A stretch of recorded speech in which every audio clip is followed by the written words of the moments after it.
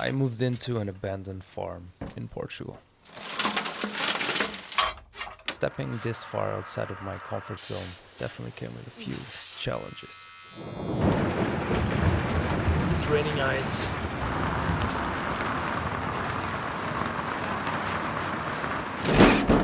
Oh my god.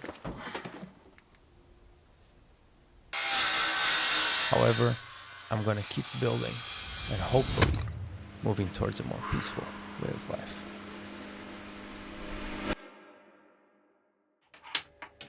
In the previous episodes, you might have seen me building up this little kitchen unit for the small barn. After finally being able to squeeze it in through the very thin door, now is the time to fit in the sink and the stovetop.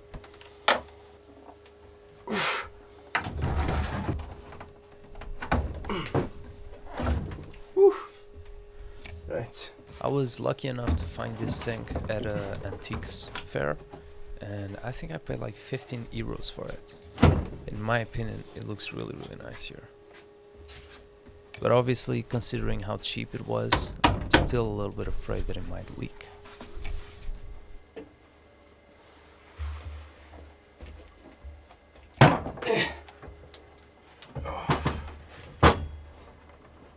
This stove was also bought secondhand, and I believe I paid something around 35 euros for it as well.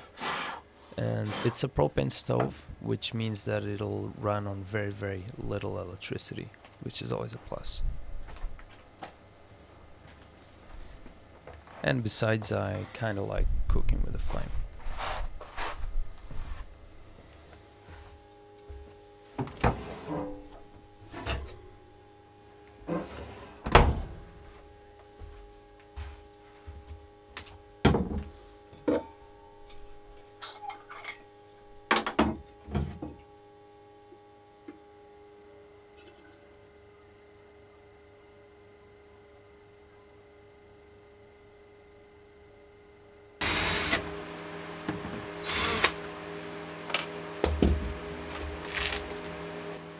I realized that I needed some space for the sewage pipes to actually come through.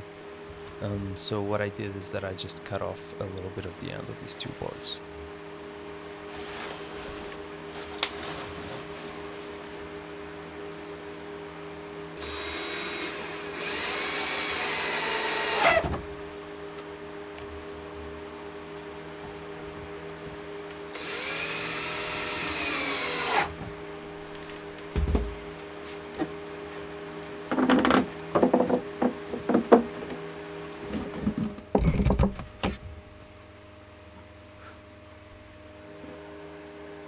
In an effort to prevent any future leaks, I think I went a little bit overkill in terms of connecting the pipes together. I used PVC adhesive and Teflon tape. I'm not sure if it's the right thing to do, but it made me sleep a little bit better at night. So.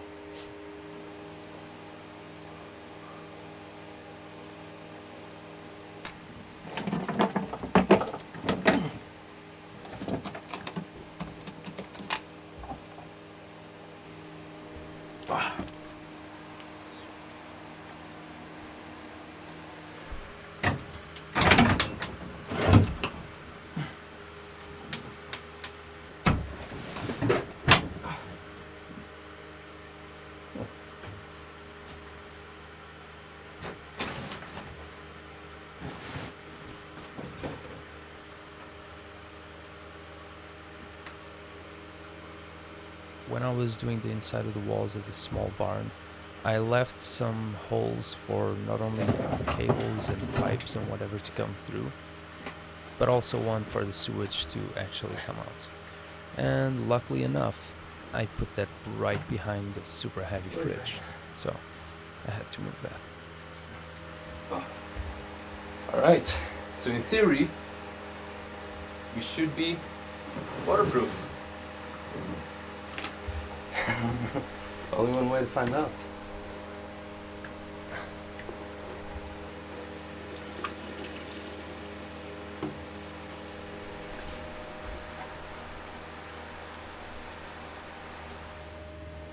Alright, good here too.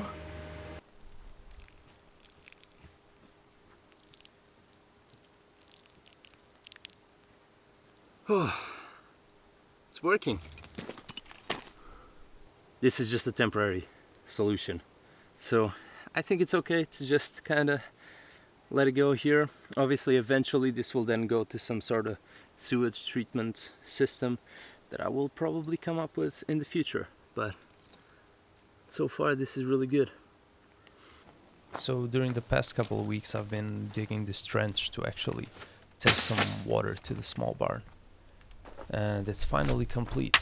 You cannot imagine how big of a relief that is, because this was actually really hard labor.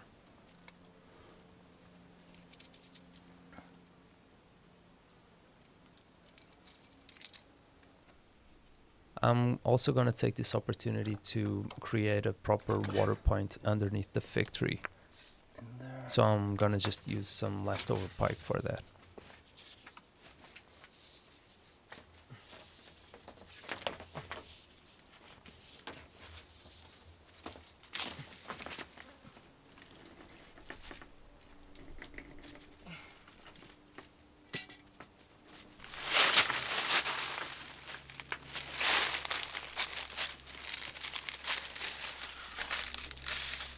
This is where I've been showering most days, underneath this fig tree. So I thought it would be really handy to actually have a proper tap here.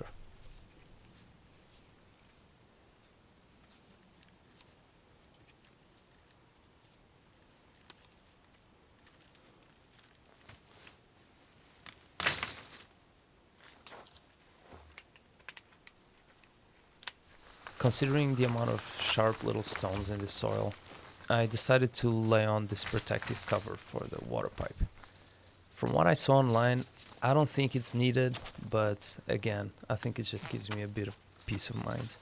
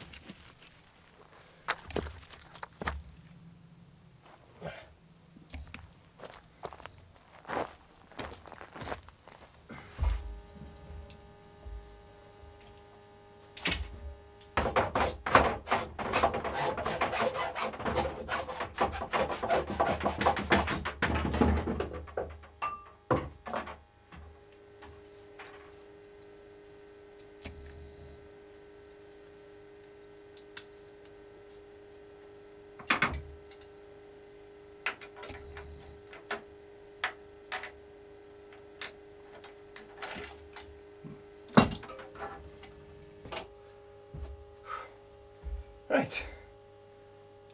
In theory, that should be it.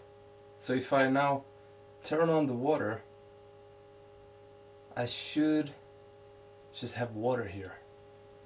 And this should be able to just get out without getting everything wet. So yeah, moment of truth. Let's try it out. Oh man, I'm nervous.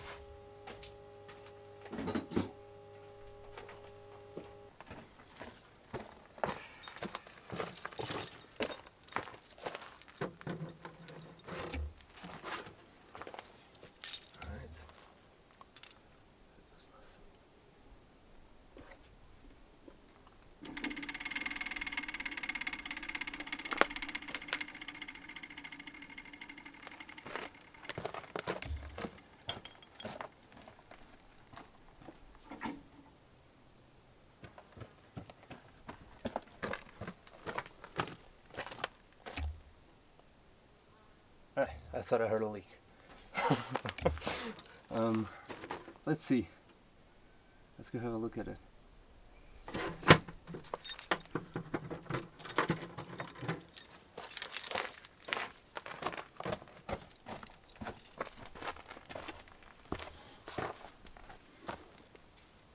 Okay. This is all dry. That's good.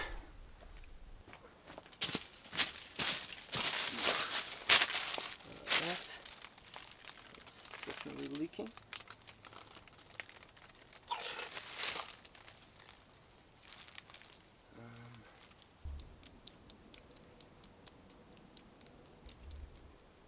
So from what I saw, I think I just threaded this the wrong way. The wrong way, like it was twisted. Let's try putting in some more Teflon tape and tightening it the right way.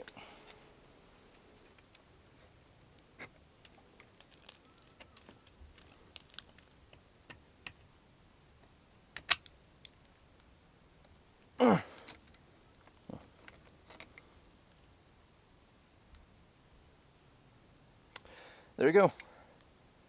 Brute force fixes everything.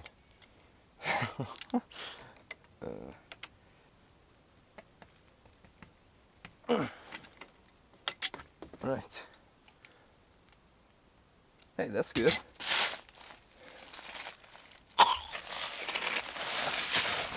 Oh, mamma mia.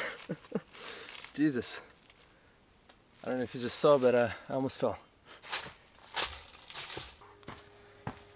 Alright. And now... Oh. It's leaking. Quite a bit.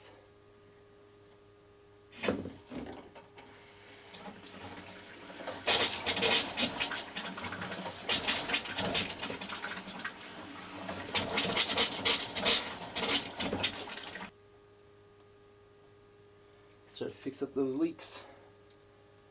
So plumbing is definitely way harder than it looks like. Tighten everything.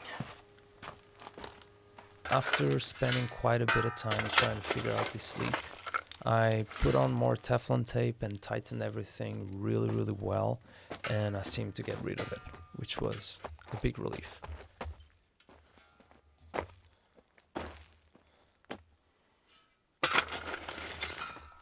And after that, it was just a matter of covering up this trench and enjoying my new tap.